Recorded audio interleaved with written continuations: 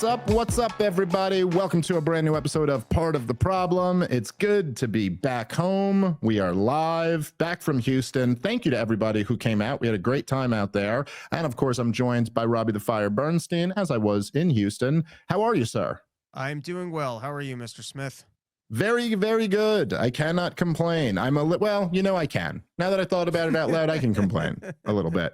No, I'm just, Mondays after a long weekend, for whatever reason, it's always like, I have a long weekend and a lot of travel. And then Monday, I have to go in to the City for Legion of Skanks. I have our podcast, and it's always like clockwork. That Monday, coming off of a weekend of travel, is always when Pierce Morgan calls or whoever wants to add a show. And always, for whatever reason, that Sunday night, my kids won't sleep. So I'm just up all night, and then after being up all night, because the way. So I got back to the hotel at like 1 a.m. on Saturday night, and then I had to leave for the airport at 3 a.m. So there's no sleep that night. And then I come back and I got a packed day on Monday, and I'm like, all I need is a good night's sleep on Sunday. And my 3-year-old, just somewhere in his soul, he hears that, and he's like, all right, let's wake up 15 times tonight. How about that? Anyway. I can't complain. Half a pecan pie from the supermarket and went to sleep around 9 p.m. It was great. Well, there you go. I mean, there's benefits to the single life. That's all I'm saying. There's one of them. I do not have the opportunity to do that. Anyway, though, it was a lot of fun, and we had a particularly great time. A lot of our people were out there in Houston, so it was great to see Tom Woods and all those guys. So that was a lot of fun. And then our next stop is in Buffalo, New York. And it looks like I don't know if I have the go ahead to promote it yet, but it looks like we're going to attach a Canada show to that as well. But comicdavesmith.com for the ticket links there. We'll be up at Helium Buffalo, and then doing a show in Canada, it looks like, after that. So please come out and see us there. comicdavesmith.com. Okay, so there's a few things that I was thinking about talking about on today's show. I guess we could start with the fact that since our last episode, Kash Patel has been confirmed as the FBI director. Dan Bongino has been added as the deputy director, which was that I had not heard floated out before. So kind of interesting. And so, yeah, this is a big development at this point. I think it's kind of safe to say that basically Donald Trump got all of his controversial appointments through, minus Matt Gaetz. And by the way, when I say controversial appointments, I don't mean that at all as a slight. These were the only guys that I liked were the ones who were controversial. But so he did get Kash Patel in. He's got Bongino there at the FBI now. I don't know. I'm kind of curious what your thoughts on this are, Rob. Certainly, at least it seems that Donald Trump 2.0, compared to the first 4 years of Donald Trump's term, has certainly done a better job protecting himself, if nothing else. That he's got some guys who do seem to be loyalists who were outside of the cabal of people who were weaponizing the government against him. Keep in mind how integral the FBI was to shutting down Donald Trump's agenda in his first 4 years. So it's a whole different situation, at least currently. What do you think about Kash getting in there, Bongino, or any of this stuff? Firstly, Bongino getting in there is a big win for bald loudmouths.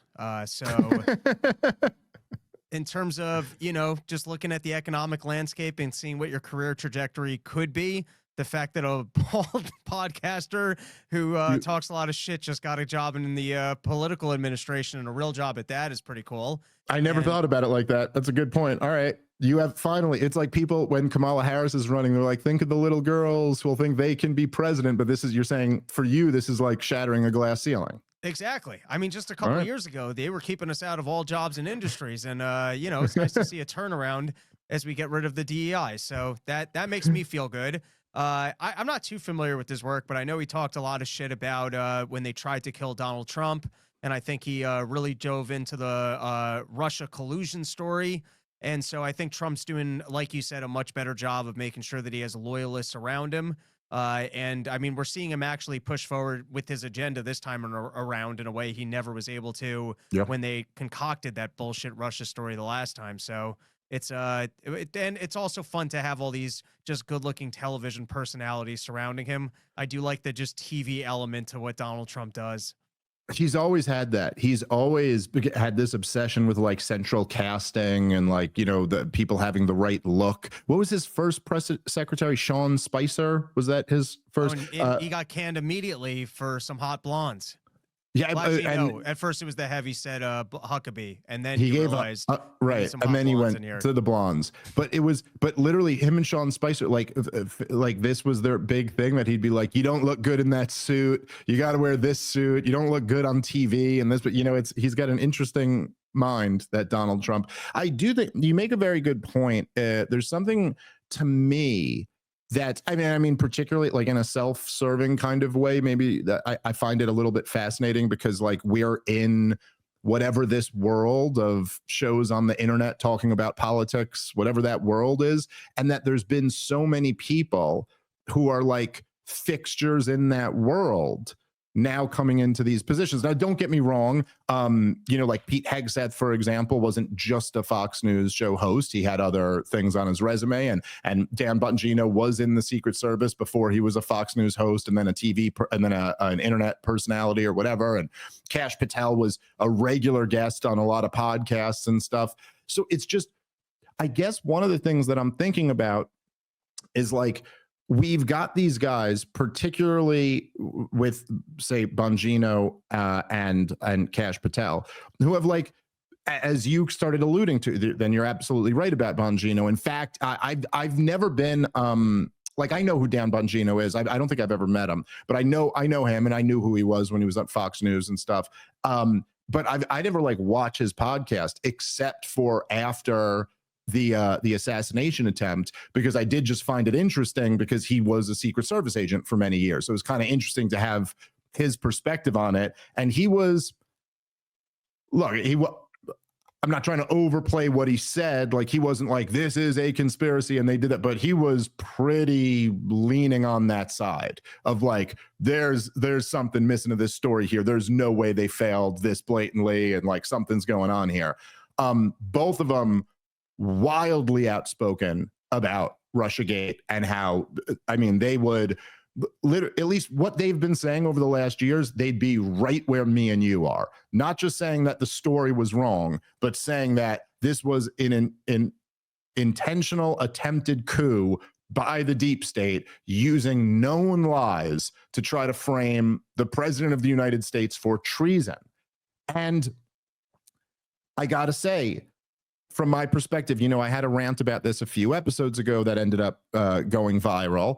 And, you know, I appreciate everybody who shares the content. I will say, in some way, I think putting these guys in there, at least in my mind, it almost kind of sets a higher bar now. And I don't think, you know, like, I think this is fairly reasonable of me. I'm somebody who was a fierce critic of Donald Trump through his first 4 years, and then through the 4 years of Joe Biden's administration, while people were defending what he did.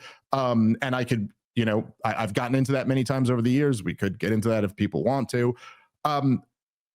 I was willing to come on board and throw my support behind him in this last election, because, you know, I adjusted to the facts on the ground, and it seemed to be like a lot of things had changed. Kamala Harris was a uniquely horrible and terrifying candidate, and Donald Trump was all of a sudden in a unique position where it looked like, oh, he might actually mean it this time, and he might actually be trying to do some positive things. And I will say, so far, I feel pretty justified in that decision, even though there are some things I don't like in the new administration, but there are massive positives. And this is like a first for me that I've ever felt this way about the sitting president of the United States. And so, okay, I'm willing to like kind of get on board, and I'm willing to even accept that, okay, some stuff I don't like is going to happen, but maybe we'll get some positives out of this. But once you're giving the FBI to Kash Patel and Dan Bongino, it just seems like it's kind of a reasonable expectation now that you're going to prosecute some of these criminals. I mean, you guys have the FBI now. You've talked about the crimes that have been committed, and these are not minor infractions. This is not Donald Trump paid off a hooker, but he had his lawyer do it. And I guess if we use this novel concept, we could say it was a campaign event and then it wasn't disclosed on his business record. Like, I'm not talking bullshit like that. I'm talking like, oh, the CIA and the FBI framed the sitting president of the United States for treason and then interfered in the 2020 election. It's like, okay, well, you're in charge of the FBI now. How is it not? This isn't even like, it seems like this is the moderate position to take. You know what I mean? Like, I'm taking the very reasonable position of like, okay, you said it. You have the FBI now. You got Tulsi over there as the director of national intelligence. If you need any more of the information, you know what you guys are in charge of? You know, I mean, people might forget it, but the FBI is technically supposed to be in charge of investigating crimes. So is it too crazy for me to expect that to happen? I think you're right, and it's probably owed to the American people in some capacity with these picks. However, you know, there's that old saying, the best revenge is a life well lived. And I think if the FBI were to turn its focus into actually prosecuting all the pedophiles that exist in this country, maybe cleaning up the fentanyl, and then just reporting, you know, there was I forgot what the number was, but there was a massive amount of the FBI that was allocated just to prosecuting and rounding up the January 6 people. And now, if 4 years later, let's just say you put 100,000 pedophiles in jail and you're able to go look at what the Biden administration left on the streets. And so I think if they, while prosecuting, there's a lot of mess to be cleaned up. And if I had to pick what should be prosecuted, it would be the COVID-19 scandal and going after Fauci and the relationship between big pharma and government. In terms of the FBI and CIA, I think a lot of those people will probably get fired. And if you actually just start using those agencies for good, I think that becomes the, like, just the biggest condemnation of the way that these agencies had been used in the past, because look at the terrible crimes that went unpunished and unnoticed as you just use the resources to basically prosecute political prisoners. Yes. Okay, look, there's a fair point there. But I think that point only works if you actually permanently get rid of all of these people. And there's almost like, because the baked in assumption there is that in 4 years, a Democrat doesn't come in and then just put all those same people back in the deep state apparatus. Because if that's the case, if that ends up happening, then it's like, no, you blew it by not prosecuting when you actually had the opportunity to. So I get your point. Like, there is something to that. Look, I gotta say, I'm somewhat, I'm a little bit torn sometimes on some of these issues. I'll tell you this one, it's pretty rare that there's an issue of the day that comes up and I'm like, I do not actually know how I feel about this. Like, I really got to think about this. I mean, I just like you typically at this point, I have an opinion on what's going on, but I was reading about this apparent friction between Tulsi Gabbard and Elon Musk. That's been going on. And so if people aren't familiar, evidently DOGE sent emails out to like everybody in the intelligence community asking them to report on what they've been doing. And Tulsi has instructed everybody not to respond to this DOGE email. And so I'm sitting here, I'm reading about this, and I'm like, okay, on the one hand, I love what DOGE is doing. I love the idea of government secrecy being, exposed. And man, going after the intelligence community, you're like, yeah, that's the motherlode of the evil secrets. On the other hand, I can totally understand where Tulsi Gabbard is coming from. But she's just like, whoa, hold on, wait a minute. I just got this job. And now you are in effect asking all of my underlings to give out classified information to people who do not have the security clearance. And you would think like she might be in a situation like I'm open enough to the possibility that you would go like, okay, look, like, even though all of this evil stuff has probably gone on and there's a whole bunch of secret stuff that never needed to be classified to begin with, you might need somebody there to decide what we're going to declassify and in what order and who's, you know what I mean? Like, there's just, I could understand where Tulsi Gabbard's going to have to be like, oh no, but then you're totally like, just like, usurping my authority to actually look at this as a patriotic veteran and go like, okay, what is in the national interest? Let's expose this. Maybe this, like needs to wait or something like that. So I don't know. I'm curious if you have a strong opinion on that, but I'm actually genuinely torn on it. Off the bat, when I saw that he requested everyone in government has to send a short email with 5 things they did in the prior week, what they were working on. And if they don't, it's considered as if they're handing in their resignation. And as much as I like what DOGE is doing, that is some fuck you boss activity. Because firstly, you can fire me or I can quit. Not doing something is not me resigning. So that's just like a nasty boss move of, no, you have to do this or you're resigning. Like, no, you can fire me for not doing the thing. It's not considered. So I don't like that little game. And there's also just something about the pettiness of having to sit down and just do homework because the boss says, hey, I need you to do this homework. So at first, even as much as I don't like government employees and a lot of them shouldn't have their jobs, I saw that from Elon Musk. I was like, fuck you, boss. I'm not writing this fucking email. Then Elon Musk claimed, because that was the attitude of a lot of people of this is shitty boss behavior, that they're trying to clean. I don't know if this is true. He said they're trying to clean up for fraud, and they think that there's a lot of dead email addresses that are collecting paychecks, and that this was a simple way to at least figure out who's on payroll and who might just be. I don't know that that's true. And then you had cash. It's also, unless that's one's coming from Donald Trump, that seems crazy to automatically fire government employees if they're not doing a specific Elon Musk regarded homework assignment. That doesn't seem like the best way to be finding fraud and abuse. That seems like boss behavior for, hey, I'm in charge here and you're going to be compliant towards me. So it's tough to get Elon Musk back on this particular way of finding the fraud and abuse. I'm all for finding the fraud and abuse. I'm all for firing, shitty government workers. I can't imagine that this is the most sophisticated way to do it. Yeah, I mean, the thing is, what I try to remind myself all the time is that government employees aren't people. And so you can't feel emotion for them the way you would for normal people. I do get your point about the dickhead boss. I guess I just think even for me, when it started coming to like classified information, at the CIA or the NSA or something like that, I guess that is where I was just like, this really kind of has to be done by putting a good director of national intelligence in there and having them make the decisions. And it seems like perhaps we just got that. I could understand why Tulsi's gonna resist this kind of. I think that's a nonsense weasel out from her.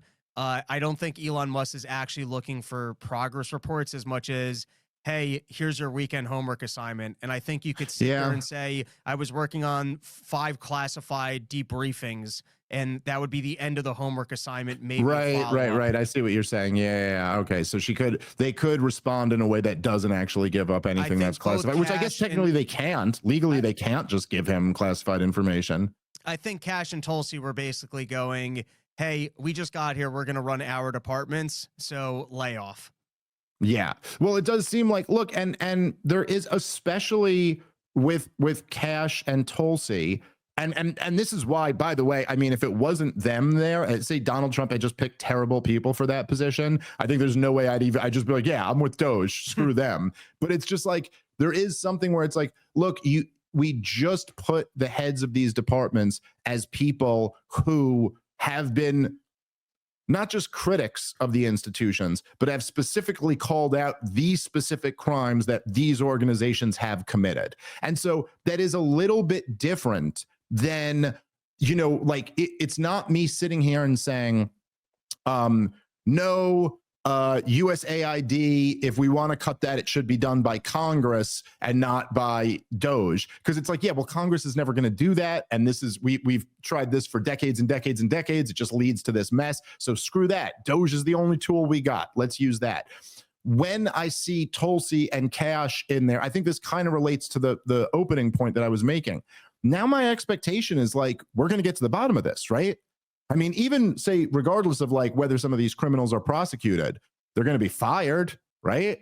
It's going to be revealed the crimes that were committed. So if that's the plan, then I'm kind of like, well, actually, we don't need an act of Congress to do this because we already put the people at the heads of these organizations. You know what I'm saying? Like, it's like if we had just put Ron Paul in charge of USAID and then Elon Musk was coming and going over his head, I'd be like, hey, back off, let him cook. You know what I mean? And so I guess that's just a little bit how I feel in this area. But I'm humble and open on this one where I'd go, maybe someone can, maybe I could be persuaded either way. I do like the back to work or get fired. That one seems fair. Hey, if you don't even want your job enough to figure out how to report in for it, you can't have this job anymore. And then you could have the boss that comes forward and goes, no, this guy's a high productivity worker and he's autistic. He doesn't work well in the office. Yeah, sure. Right. Out who those people are. But that one feels like a very fair bitch out of, nope, we're coming back to actual in-office work. And if you don't want this job enough to show up for it, you can't have it. But that's being fired. That's, once again, it doesn't have that thing of, well, then you're resigning. Yeah, I know what you mean. And it also is the type of thing where, like, if anyone in a private company did that, we would be like, yeah, that's a totally reasonable ask. You have to come to work. If you want to have your job, you have to come to work. Before the pandemic, that was something we all just took as a given.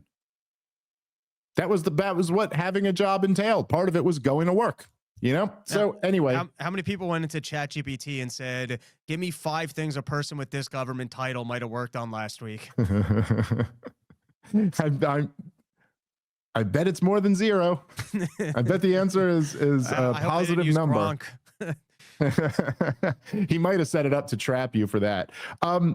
Speaking of Elon Musk, and I guess this is kind of, I wanted to play this clip from Breaking Points and kind of respond a little bit to it, because it's kind of, it's a little bit on a similar topic, but it gets into kind of broader conversations about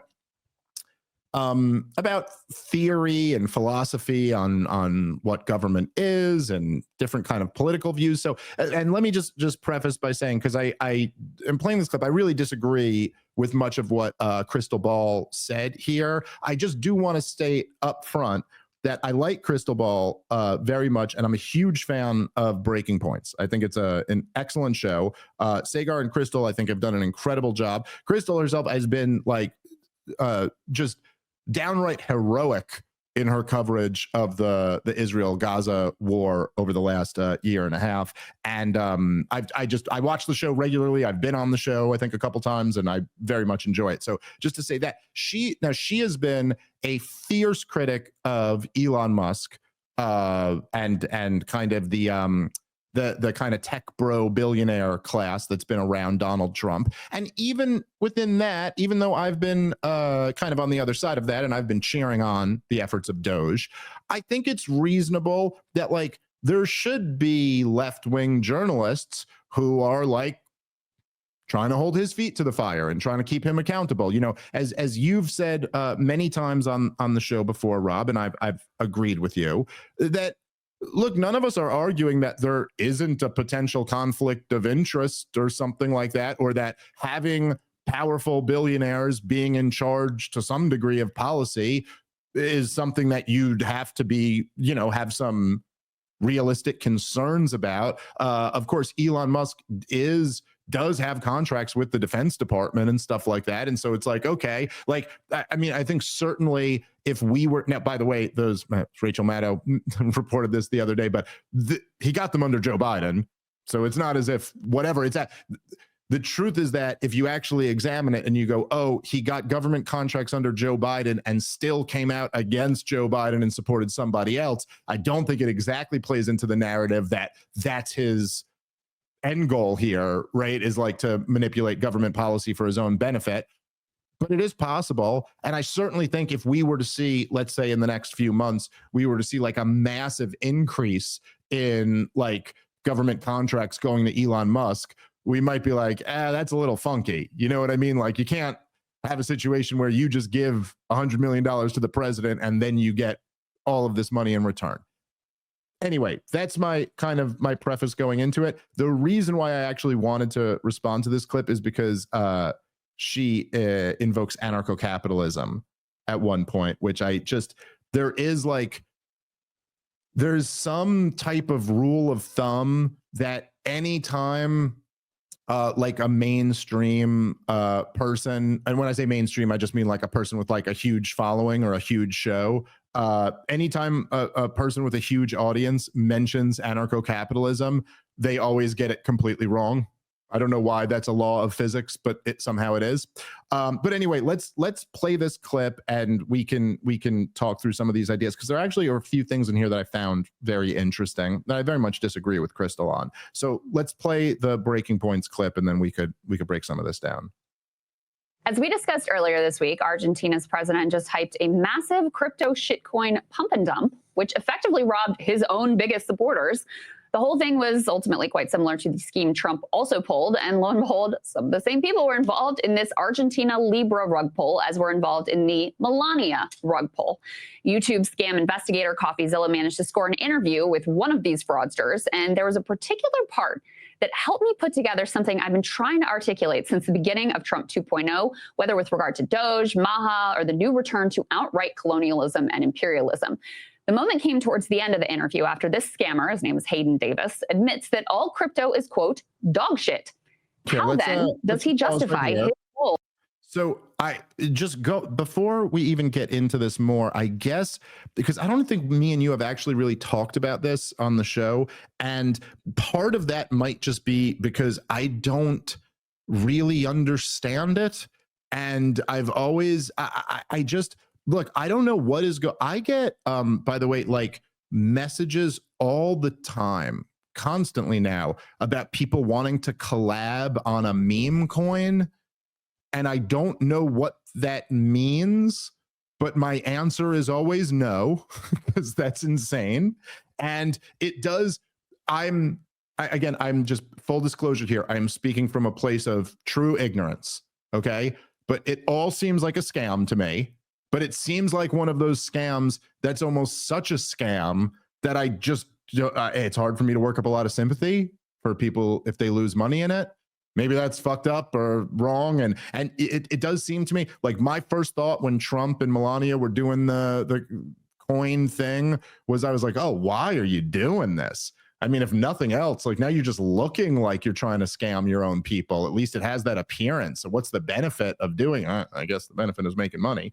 But like, it's like somebody, look, if you went and you took your money to one of the major financial institutions that has like an FDIC label attached to it, and even though their investment side isn't guaranteed by the government, but their banking side is guaranteed by the government, and it was your job to realize that that FDIC label only meant the banking side and not the investing side, and then you went in there and then they went, hey, we're going to put you in a very, low risk account with all of these things that have been rated AAA by the government. These are excellent mortgage loans or something like that, and then the whole thing goes belly up because it was all like a pyramid scheme, and someone's like, some old lady's like crying because she lost her entire life savings over that. I have enormous sympathy for that woman who was totally ripped off. But if I went up to an old lady and she was crying and I was like, what's wrong? And she was like, I lost my life savings. And I was like, oh my God, what'd you invest it in? And she went, oh, I bought the Haktua Girls meme coin. Am I crazy? That I'm just like, well, what were you thinking? I mean, yeah, of course you can't do. So anyway, I don't know enough about this. I don't know if you know more than me or you have an opinion, but going into it, I'm totally open to the idea that this is a scam and these guys shouldn't be doing it. I don't know. What do you think, Rob? I agree. That seems like Javier Milei on this one went Haktua coin girl, but and at least from the Haktua girl, it's the fucking Haktua girl. Why are you taking investment advice from her? Yeah. I could see why there's a slightly more of a fraud element. Well, all right, here's the real fraud element, is that you think if the government's backing it, that it might become something that the government's actually working on. And then same as like the US dollar has currency because I can use it on my taxes. So you might actually think that there's value there. But then you're still trying to front run the government. It's no different than having gotten suckered into putting all your money into a windmill company because you thought that the government was going to continue to buy windmills. So, it's almost no different than any other government policy that tries to get people excited that the government's backing some particular technology or industry or buying additional defense contracts. It's not that much different, except in this case, I don't know what the inherent value Like, at least you can argue the plane contracts that got canceled to Boeing that you thought were going to drive profits for Boeing. There's a physical good there. I don't know why he's backing Libra. I don't know anything about it, or as to, like, if it was, if you wanted to claim it was some sort of a payment processing that they were going to incorporate. I have no idea, but I don't even know what the argument is for why, if you're the leader of a country, you're backing some fringe cryptocurrency. I don't even it seems messy. Seems to me like you shouldn't do that if you're the leader of a country. So I'll agree with Crystal on that much, and with you. All right, from here, there's nothing to agree on. It gets so flagrantly bad. Yes, that's right. All right, so let's keep playing. In massive repeated scams of people using this quote unquote dog shit. Take a listen to what he had to say. I'm very pro getting everything away from regulated markets, but I'm now recognize, because I think that's another game. I think that's an insider game, right? Whether if it's the Pelosi's of the world or the stock game, that's an insider game too. It's just a different type, and people have to be more careful. But capital markets are an insider game. The whole thing is like, nobody's ever going to convince me that it's not rigged. Banks pay hundreds of millions of dollars a year to do illegal shit because they can make more money other ways. Like, I could keep going on with bullshit after bullshit after bullshit. I think if you're going to die on the sword of meme coins being, insider this or sniping that, like, you're full of shit. Because there's every market in the world is like that makes a shitload of money.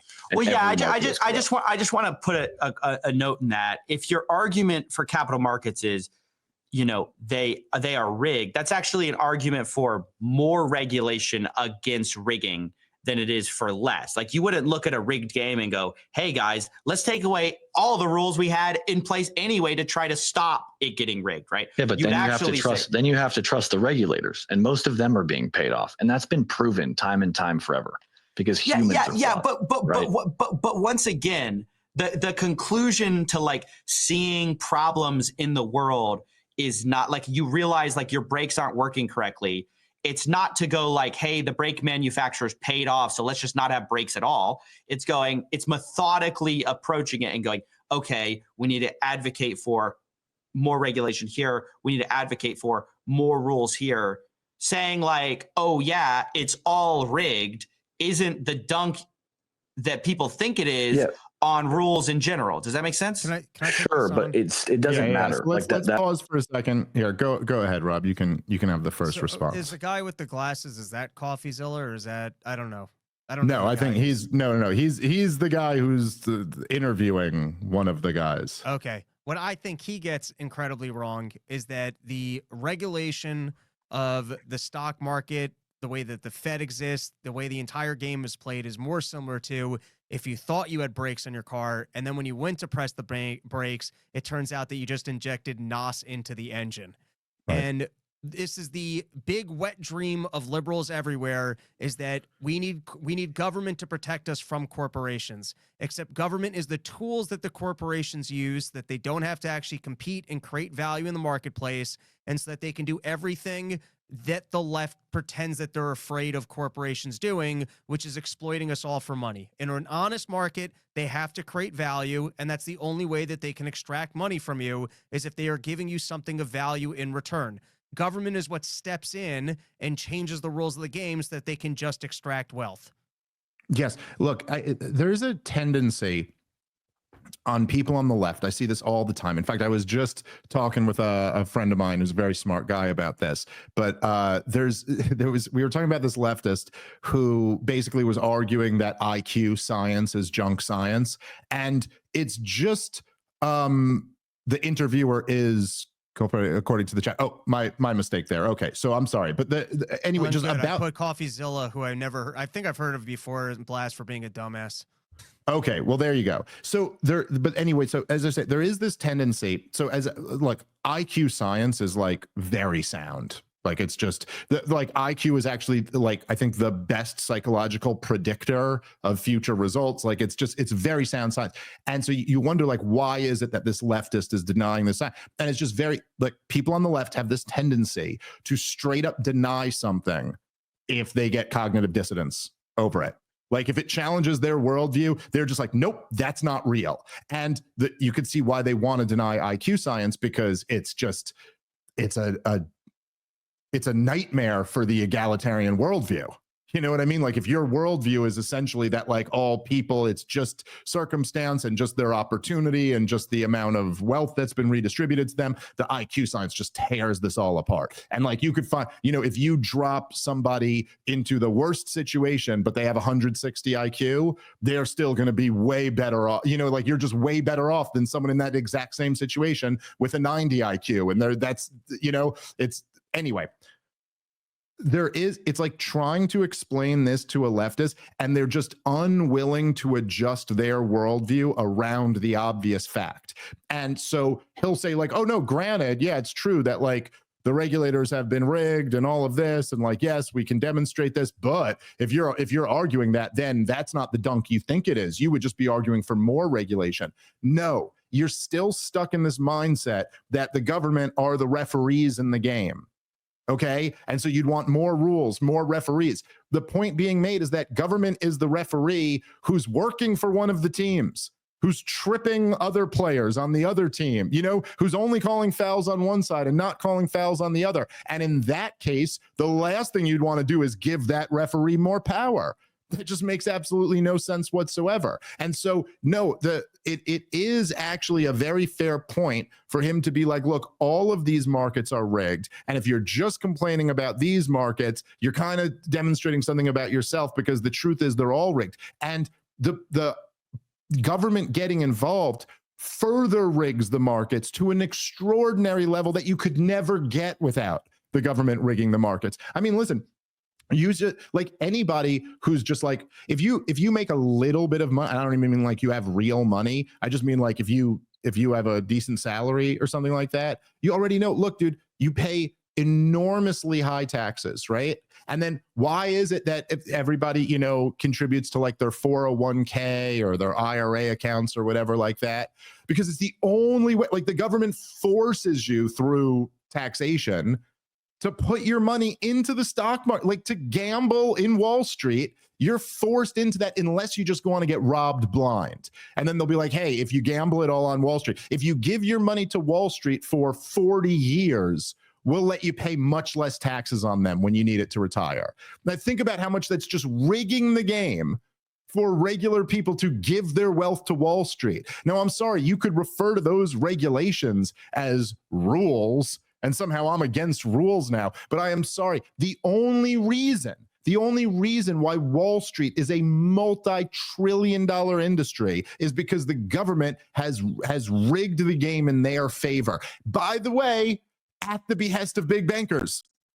Like it's not like a coincidence that the big financial companies have given so much money to politicians, and it's not a coincidence that the Treasury Secretary always comes from Goldman Sachs or Bear Stearns or whatever. You know what I mean? Like it's obviously a rigged game. So it is not true that pointing that out leads to the conclusion that the government should have more power.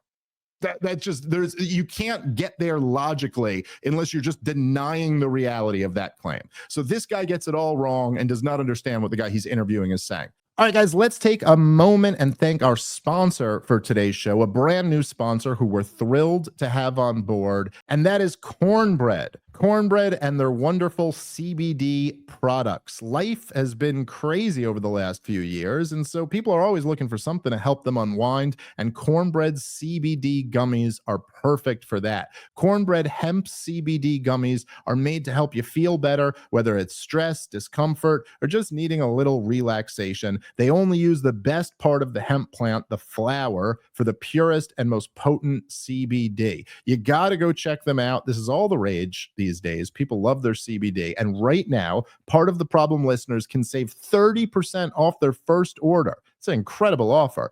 Just head over to cornbreadhemp.com/POTP and use the promo code POTP at checkout. That's cornbreadhemp.com/POTP, promo code POTP for 30% off your first order. All right, let's get back into the show.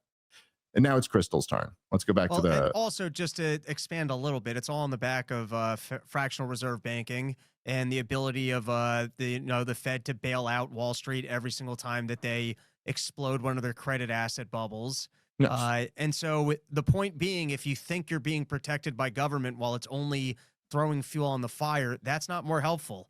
And there are market right. No, mechanisms. to your example though, right? Like if the brakes don't work, and let's say the brakes were intentionally put in as they're not even brakes, they're just pretend brakes that don't actually work. Yes, you're actually a lot better off with a big sign that says this car has no brakes than a big sign that says brakes guaranteed by the US government. Uncle Sam's got your back, dude. Right? So like, yes, I think that's a good way to put it.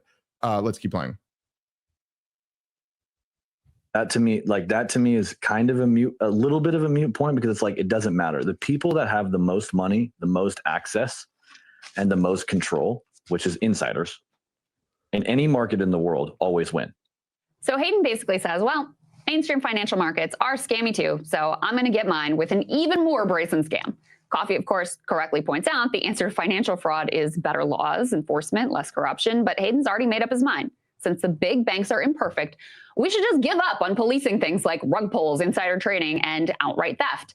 Now, that philosophy actually seems to me to be pretty core to the ethos of Trump 2.0. It's a dark nihilism that effectively says, look, everything's bad, so let's just make it worse. Since the financial system is gamed by insiders, let's just go full open scam. Since money has infected politics, let's just take open bribes. Since we've been hypocritical about international law, let's just revert to pure barbarism. It's an ethos that I think is very much at the core of the anarcho-capitalist ideology that Elon and Project 2025 architect Russ Vought have infused the second Trump administration with. All right, Since governments let's pause can't it right fully there. So this is, I'm sorry, but this is just like a blatant straw man of what was just said. Nobody's saying like, since first of all, I guess I should address first anarcho-capitalist. None of them have an anarcho-capitalist philosophy. I don't think any of them know what anarcho-capitalism is, and what we are seeing today is nothing even remotely close to anarcho-capitalism. Again, there is just this thing where it's like, I understand people have, and look, I've experienced this too in my day. Sometimes you have like a preconceived notion, you have your prior, and you find something that challenges it, and there is always kind of the instinct to fit it back into what your preconceived notion was. It's something we all have to be careful about, because you know it's a natural human tendency, confirmation bias and whatnot. But it is wild to see that like we're literally, the United States of America is the biggest, most powerful government in the history of the world. And you're now talking about the people who are presiding over that government. And while it might be fair to say that Milei actually knows what anarcho-capitalism is and has read some of their theorists, the idea that like what's going on here, for anybody who doesn't know, by the way, anarcho-capitalism, which I'm quite fond of, is the theory is essentially like no government with a capitalist society. So the argument would be that you can have a capitalist society without a government whatsoever, because really by its very nature, a government violates the rules of capitalism, like private property, the non-aggression principle, things like that. The idea that we are abolishing government here is just nutty. That is not what anybody is proposing. I wish it were true, but it is not even close to true. But what I think Crystal is getting wrong is that it's not, I don't think it's as simple as saying, well, because the big banks are imperfect, therefore we should embrace outright scams. Or because we've been hypocritical about international law, we just shouldn't even listen to it at all. It's more, I think, something like, the big banks are a bigger scam than any meme coin could ever be. They are the biggest scam ever inflicted on mankind. And they're only that way because they have the power of the government behind them. Therefore, the last thing you want to advocate for is more government power. I think that's a better representation of what they're saying. And as far as the international law goes, and you know, I was just arguing briefly with Cenk Uygur, who I also like, from the Young Turks. So we were on Piers Morgan together, and it's just funny to me how like he's an anti-war lefty, and then when I started trashing NATO, he starts disagreeing with me, and he's like, "No, NATO's a good alliance, and it's important." And I'm like, "Come on, you're an anti-war guy. What are you defending NATO for? It's the European wing of the American empire. What are you talking about?" You know what I mean? Like, why? And there is something interesting where it's like you find the lefties defending, whether they mean to or not, but in some way defending the big banks or the Federal Reserve System as somehow like, oh, it's imperfect, like a meme coin. That's just a scheme. What is the Federal Reserve?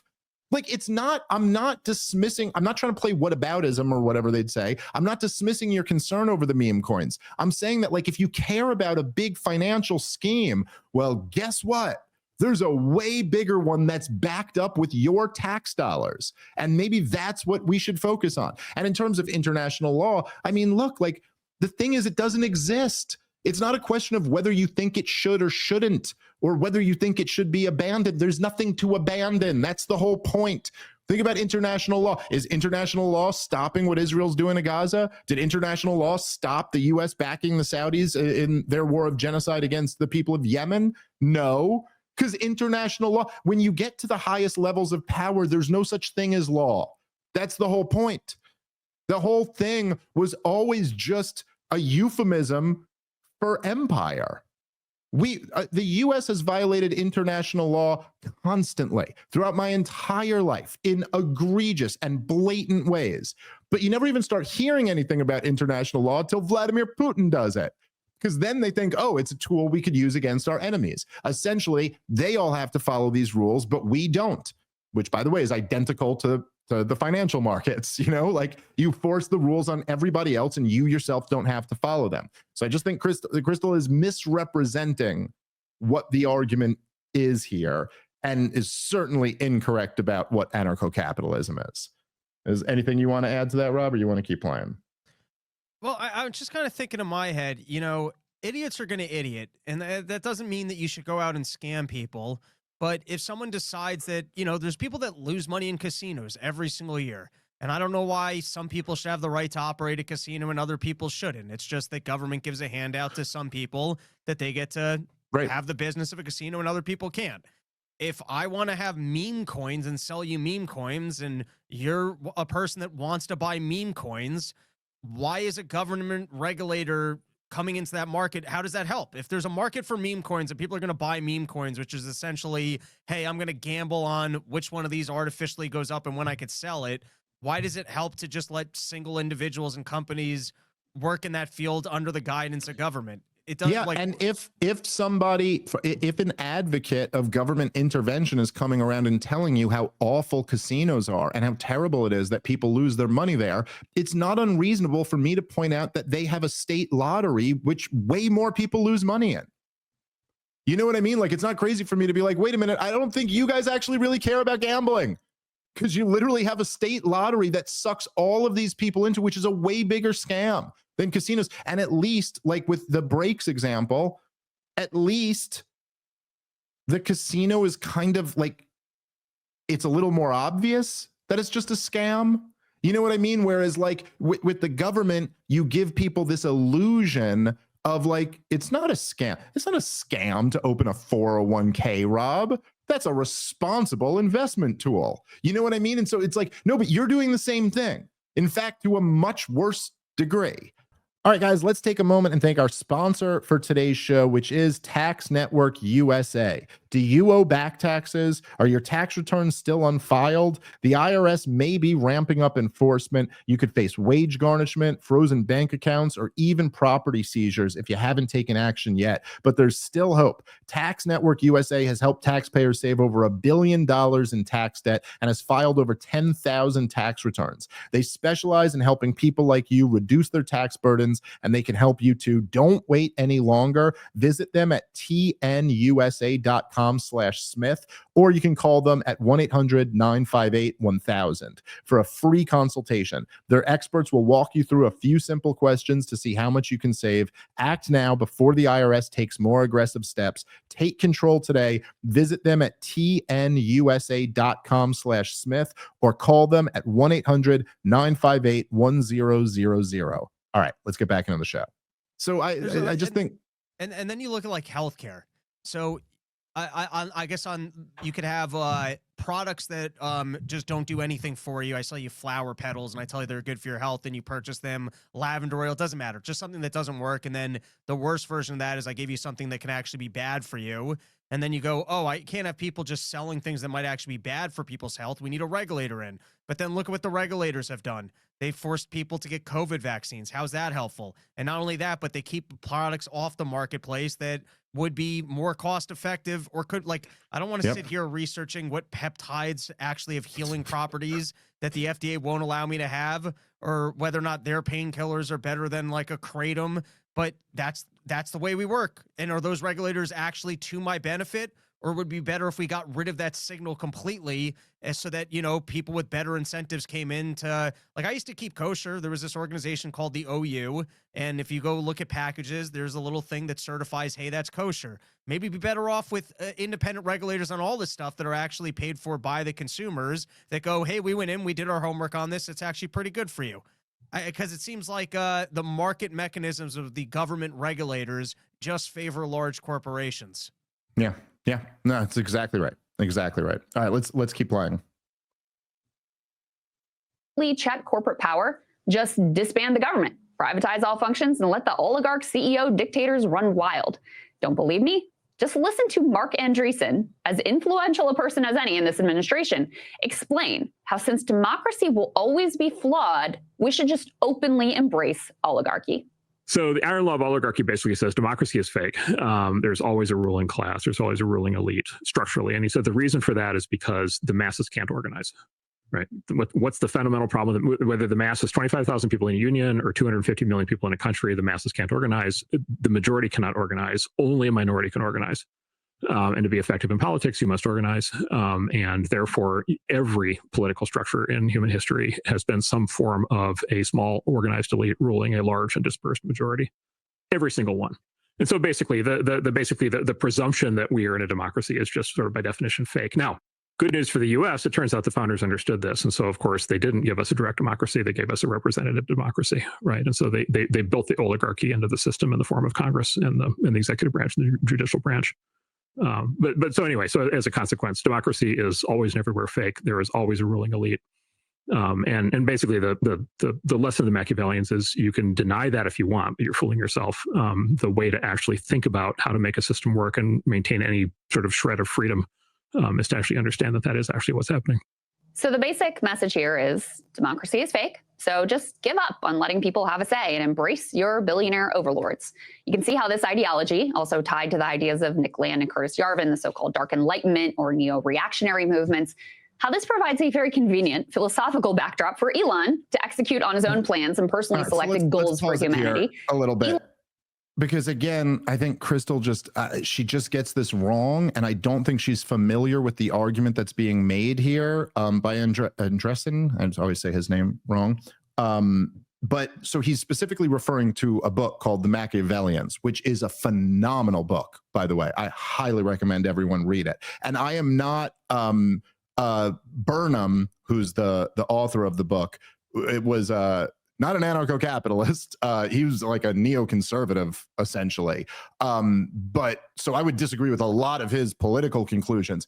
But the point that's being made here, see, the way Crystal says, it's like, so it's almost like, you see there, democracy is fake, and therefore we should give up on anybody having any say in anything.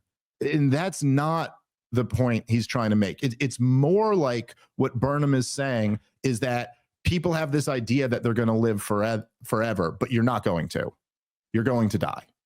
Like, that's the truth of the matter is that everybody's going to die one day. And so you want to do what you can to extend the life as long as possible. You want to be healthy, blah, blah. It's not saying, oh, because this isn't real, we give up on it or something like that. The point is, as is being made, which I don't actually think there's a counter to, is that he goes, society is always run by elites. And if you're convincing yourself that you live in a democracy, you're just fooling yourself. Like, that's not real. There's no such thing as the rule of the many. Like, that just isn't a real thing. And like, I don't even know how anyone could deny that. It's just obviously the case. You give me the example of what governing structure does not have powerful elites that have more influence than the regular person. And so then his conclusion from this is that that's why the founders knew this. They limited democracy and they wanted to at least like, okay, we're going to have an oligarchy, but it'll be at least a little bit more of like, okay, here's where we're putting the power. And if we do that, we can kind of still maximize freedom. And rather than just fooling ourselves into thinking that any organization, any structure is truly run by the people there. Like this just does not happen at all. In fact, there was I forget where, what was it? But there was one of these real like commie like unions where somebody did a study of it and they even went into the most like just all socialists in a union together. And then they figured out that even that had a ruling elite in it. You know, there was like a couple dozen people who had risen to the top and were making all of the decisions. It's just any company you're talking about, any country that you're talking about, any group, there are always people at the top of it who are decision makers. And you can tell yourself that they're decision makers on behalf of the people. But this is like telling yourself that Joseph Stalin or Mao Zedong were representatives of the people. Like, no, they weren't. They were rulers. You know what I mean? And this is true in our society, is true in every society. And how could you even look at the United States of America and think that that's not the case? Think that, and forget any of the Elon Musk or any of these new class of elites. Obviously, this has always been the case in America and everywhere. So again, it's not like an endorsement of that style of government. It's an argument that this is just a recognition of reality. And I think that's correct. I mean, I think Burnham is absolutely right about this. Now, I think you had it's not that you can't take that understanding and then have very bad policy prescriptions. I think Burnham himself is guilty of that. But it's just not true that the argument here is like what she's trying to frame both of these arguments as is like, hey, you know, I got a cut on my leg, so I might as well break my leg. You know what I mean? Like, but that's not the argument. That's not the argument that they're making. They're not saying like, this is problematic, so we might as well just go all the way. What they're saying is like, there is no leg. Like, they're pretending that there's a leg. The leg doesn't exist. You've been lied to. And so stop listening to the person who's pretending reality is something other than what it is. That's much closer to the argument than like, oh, things are bad, so they might as well be worse, which I think is how Crystal's taking this. Anything you want to add there? Or you want to keep no, let's keep rocking. Okay, we'll do a little bit more and then we'll wrap it up. Elon, he wants total power, and this ideology provides him a pathway to exactly that. I've been reading Walter Isaacson's biography on Elon. One thing you really get is how he has personally cast himself as the savior of humanity, launches SpaceX. That's a sort of insane boondoggle at the start. He believes he must personally guarantee humanity's future as a multiplanetary species. Never mind that none of us voted for this CEO dictator king to destroy the lives of working class people in order to chase his Martian dream. If Elon's multiplanetary goal takes shredding the Constitution, so be it. If it takes sentencing kids with HIV in Africa to death, so be it. If it takes hijacking the entire resources of the United States government to funnel into SpaceX, we could pause it here. You know what? We could be done with the clip here because I just listen, and I like Crystal, but she's just getting like hyperbolic and a little bit, I think, ridiculous on this part. Look, again, this is something that I think the left is very uncomfortable with, but it's a fact of reality. Is that great men, and when I say great men, I do not mean that morally speaking. I mean great men like men who move history. And so, but in this category would be, you know, like, I don't know, whoever, every president of the United States, people who achieve an enormous amount, and including like really evil people, Hitler or Stalin or whoever. The world is moved by these people. This is just a fact of nature. It's one that makes people uncomfortable, but it's like Pareto distribution type stuff. What are the exact numbers on the Pareto distribution? Do you know, Rob? But it's something like it's essentially something like a tenth of any group produces 50% of the output or something like that. And the crazy thing about the Pareto distribution is that then it applies on every level too. So I might have the numbers a little bit wrong, but it's something like that. But so then, like, if 10% of people produce 50% of the production, then within that 10%, 10% of them produce 50% of that, and then within that 10%, it is kind of the way the world works. That there, and look, if you just think about it like this, right? There are things all around us that none of us understand. None of us understand. If Nate Bargatze has a great stand-up bit about this, but like if me and you, Rob, got in a time machine and went 400 years ago and had to explain to somebody the technology that we use to do our job. You think about how ridiculous it is that we could not even do it. Like you realize you're like 1 or 2 levels from where you're like, I might as well just say it's magic. I mean, I don't know. I don't even know. And this is, and I'm known by people who listen to my show as like, oh, Dave's a fairly bright guy who understands a thing or two about a thing or two. If I had to explain to you any of the, like, I don't even know what my best, what is electricity, Rob? Explain it. You know, like put me on the spot for this one. No, well, I mean, I'll try. Like honestly, if I'm trying, I'd be like, I'd go, okay, you know, lightning. You know, lightning in the sky.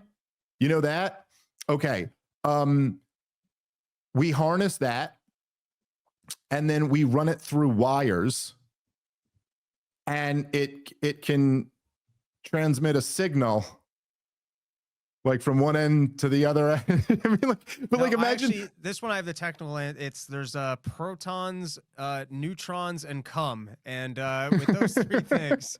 Well, right. I mean, but even that, I would have known protons, neutrons, and electrons. There's, you know, and like I don't know, man. I'm really tapped out. Like I really could not explain about. But yet there are people who do understand it. What percentage of us understand that? A tiny, tiny fraction. We all use it all the time, but a tiny, tiny percent. Now, look, when she's talking about Elon Musk having this like narcissism and believing it's true. She's right about that. Like he does see himself as like, I'm going to solve the problem of interplanetary living and like, but like, I don't know. They're all like this. They're all like this. Again, it's the same Burnham recognition. It's not an endorsement or a criticism of it. It's just a recognition that, yes, Joe Biden also said he was going to save the soul of America, right? Barack Obama was on record saying about his election that this was the moment when the sea levels stopped rising. And does it, like, it was this whole speech, but the most grandiose thing you've ever heard. They all, you know, Hillary Clinton, happy birthday to this future president. They all have these incredibly narcissistic, grandiose visions of themselves. But also part of it is because you don't get to that level unless you have that attitude. You know, most of us, if you ever said like, hey, do you think you should run the world or you should save humanity? We'd be like, what? No. Like, I'm not, that's crazy. I'm not that guy. And that's why we're not that guy. You know, like, that's why we don't end up going down as like the great movers and shakers of history. So I think a lot of this stuff, sometimes to me, I think it comes down to almost like an immaturity in one's worldview. And that's why when you're presented with someone going like, hey, your whole worldview is fake. It doesn't exist. And here's what really exists. Then they just respond to being like, oh, you're a bad person. You're advocating for this thing. It's like, that's not exactly right. That's not exactly right. I do agree with Crystal that like, it's important that we have some journalists like her who are like watchdogging these guys. There's nothing wrong with that. Obviously, everybody is motivated by their own self-interest. But I think that like, no matter however you feel about it, the world is moved by powerful, highly intelligent, highly motivated people, and democracy doesn't exist. Those are just facts. Like, I think that's just the reality of the situation we live in. And in the same way that if I were to say to you, like, human beings cannot fly like birds, that's not me saying human beings ought not be able to fly like birds. Or it's not saying we should chop people's legs off because they can't fly and they can only walk. It's simply a recognition of objective reality. And I think so is all of this. All right. Got to wrap up there. Thank you guys very much for listening. Catch you tomorrow with a brand new show. Check out the Run Your Mouth podcast. Come down. Run Your Mouth. Go check out Run Your Mouth. Make sure, you guys, if you haven't already, if you love this show and you've just never gotten over to check out Run Your Mouth, give it a shot. It's really, really funny and very informative too. All right, catch you guys next time. Peace.